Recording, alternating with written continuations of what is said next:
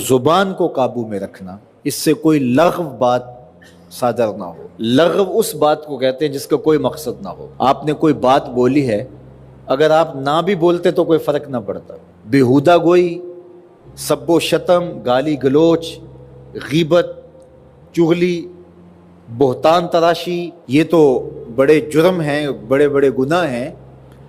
زبان لغویات سے بھی بچی رہے، ایسا کوئی جملہ صادر نہ ہو جو لغو کے زمرے میں آتا۔ اللہ کے محبوب علیہ السلام کا ایک فرمان آپ نے کئی بار سنا۔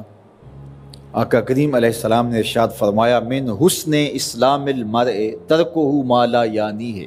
کسی شخص کے اسلام کا حسن یہ ہے کہ ہر بے مقصد بات کو، کام کو چھوڑ دے، جو لا یعنی ہے، جس کا کوئی مقصود نہیں ہے تو اس کو ترک کر دے۔ تو ہر قول، ہر عمل، ہر رویہ، ہر حرکت و سکنت جو بے مقصد ہو اس کو ترک کر دینا چاہیے۔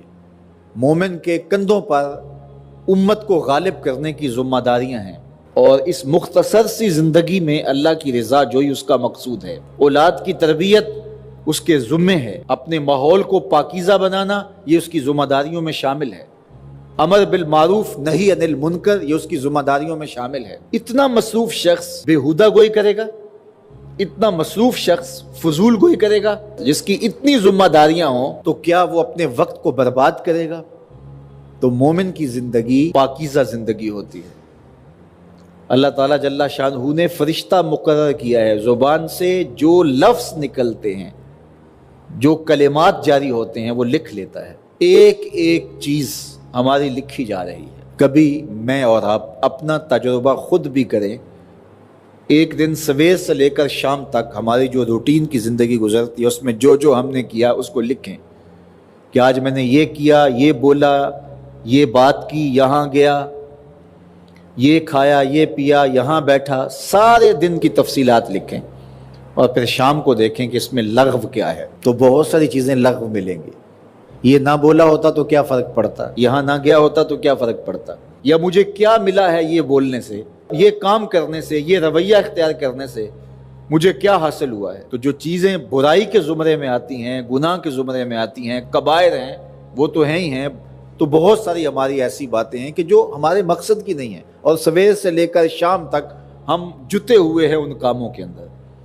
زندگی کا بوجھ کم ہو جائے گا اگر ہم بیہودہ گوئی سے، فضول گوئی سے، لا یعنی گفتگو سے اپنے آپ کو بچائیں گے۔ جیبوں کو ہم خالی کرتے ہیں تو کتنی چیزیں ہم نکال کر کے جو ہیں وہ پھینک دیتے ہیں کہ یہ چیزیں ہماری ضرورت کی نہیں ہے، خام خواہ کا بوجھ اٹھایا ہوا ہے۔ اس طرح زندگی میں بہت ساری فضولیات کا ہم بوجھ اٹھا کے پھر رہے ہوتے ہیں، بہت سارے اقوال کا بوجھ، بہت سارے افعال کا بوجھ، بہت سارے رویوں کا بوجھ، اور بے مقصد چیزوں کا بوجھ۔ اہل ایمان کی نشانی یہ ہے کہ ان کی زندگیاں با مقصد ہوتی ہیں۔ فلاح کامیابی اسی کو ملتی ہے جو لا یعنی کام نہیں کرتا، اور وہ ایک ایک لمحے کی قدردانی کرتا ہے۔ سب سے قیمتی سرمایہ ہمیں ایمان کے بعد جو یہاں دیا گیا ہے وہ وقت ہے۔ اگر وقت کو اچھے طریقے سے گزار لیں گے تو یہ دنیا بھی سنور جائے گی اور آخرت بھی سنور جائے گی، اور یہ قیمتی سرمایہ اگر برباد ہو گیا فضولیات میں تو بہت سخت نقصان کر لیا۔ تو اہل ایمان کی وہ خوبی جو فلاح پانے والے ہیں، کامیابی حاصل کرنے والے ہیں، بیان کرتے ہوئے کہا، والذین ہم عن اللغو موردون، وہ لغویات سے اپنے آپ کو بچاتے ہیں، اعراض کرتے ہیں۔ کثرت کلام کے نتیجے میں دل سخت ہو جاتا ہے، اور اللہ کو ناپسند چیز قلب قاسی ہے۔ سخت دل اللہ کو ناپسند ہے، نرم دل اللہ پسند کرتا ہے، رقیق القلب لوگوں کو اللہ پسند کرتا ہے۔ زیادہ کلام کرنے والے بیہودہ گو، ان کو جو دنیا کے اوپر سزا ملتی ہے اور اس کا جو نتیجہ ہے بیہودہ گوئی کا، وہ قلب کا قاسی ہو جانا، قلب کا سخت ہو جانا ہے۔ تو کثرت کلام سے گریز کرنے کا مزاج پیدا کریں، چونکہ جو زیادہ بولتا ہے تو وہ غلط بھی زیادہ بولتا ہے۔ ہاں، جہاں بولنا ضروری ہو وہاں ضرور بولا جائے۔ اللہ جل شانہ ہم سب کو زندگی کو با مقصد بنانے کی توفیق ارزانی کرے۔ اللہ کے محبوب علیہ السلام نے ارشاد فرمایا، 4 چیزیں اگر کسی کو مل جائیں تو وہ اس کی خوش بختی سے ہیں۔ ان میں سے ایک الدار الواسع، کشادہ گھر، دوسرا وزوجۃ حسنہ، صالحہ، پاکیزہ، عفت مآب، نیک فرما بردار بیوی اس سے مراد ہوتی ہے۔ بیوی کا صالحہ ہونا، खूबसूरत होना, नेक होना, फरमा बरदार और मुती होना, खावंद के ऊपर तहक्कुम का मिजाज ना रखने वाली होना, खावंद के माल में और उसकी आबरू में ख़यानत करने वाली ना होना, ये बीवी की खूबियाँ हैं। एक रिवायत में आया कि जब तुम उसे देखो तुम्हें खुश कर दे, और एक रिवायत में सालिहा बीवी की तारीफ़ ये की गई जो दीनी उमूर में तुम्हारी मददगार हो।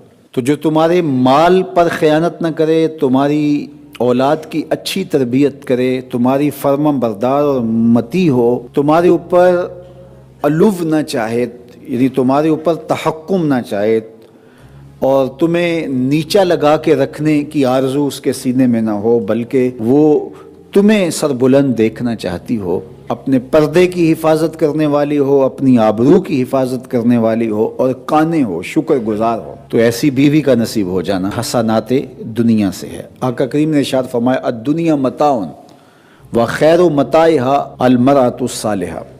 दुनिया मता है और दुनिया का बेहतरीन मता अच्छी नेक बीवी है। तो अगर अच्छी सालिहा नेक बीवी नसीब हो गई तो ये दुनिया ही जन्नत है, और अगर बदकार नाशुक्र गुजार बीवी है तो ये दुनिया ही जहन्नम का गड़ा बन जाती है। इसलिए ये अगर किसी को नसीब है तो वो अल्लाह का शुक्र अदा करे, और ये अल्लाह की इनायत है किसी पर जो अल्लाह ने मकसूम की है। तो ये छोटी नेमत नहीं है, ये बहुत बड़ी नेमत है।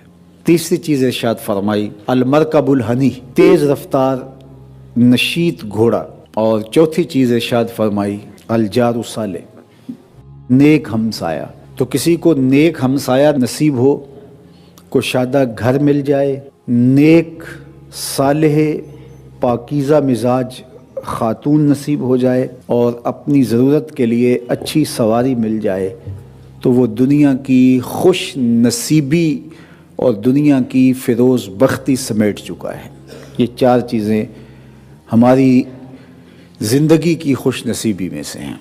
अगर किसी के पास ये चार चीज़ें हैं तो वो अल्लाह का शुक्र अदा करे, और ये चीज़ें जब इंसान को मुयस्सर आ जाएं तो वो यकसुई के साथ इबादत भी कर सकता है, यकसुई के साथ साले और नेक आमाल भी बचा ला सकता है। तो यहाँ इरशाद फरमाया कि जब हम कहते हैं अल्लाह हमें हसनात दुनिया अता फरमा और हसनात आखिरत अता फरमा और आतिश दोज़ख से हमें बचा ले, तो हसनात दुनिया से मुराद दुनिया की हर खैर होती है।